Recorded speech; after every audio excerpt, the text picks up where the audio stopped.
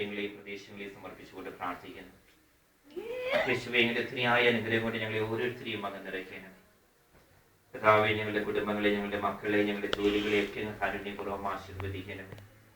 എല്ലാവിധ അപകടങ്ങളിൽ നിന്നും അനർത്ഥങ്ങളിൽ ഞങ്ങളെ ഓരോരുത്തരെയും അങ്ങ് കാത്തു പാലിക്കണം.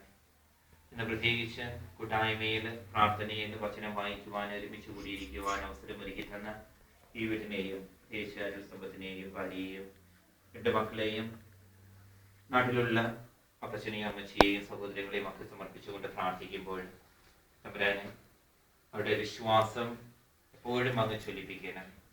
അവരുടെ ജീവിതത്തിൽ എപ്പോഴും കൂട്ടായിട്ട് അങ്ങോട്ടായിരിക്കണം. അങ്ങനെ ആത്മാവിനെ അയച്ച് ഞങ്ങളെയൊക്കെ വിശദീകരിക്കുകയും നവീകരിക്കുകയും ചെയ്യണം. ഇപ്പോൾ കുടുംബനാഥൻ ഞങ്ങൾക്കായിട്ട് അങ്ങയുടെ വചനമാകുന്ന ബൈബിൾ പ്രതിഷ്ഠിക്കുമ്പോൾ ഈ ബൈബിളിലൂടെ തമ്പുരാനെ അങ്ങ് ഞങ്ങളുടെ ഉള്ളിലേക്ക് കടന്നു വരേണമേ. യേശുവേ, പ്രാർത്ഥനയുടെ നാമത്തിൽ ഞങ്ങൾ അങ്ങേക്ക് സമർപ്പിക്കുന്നു.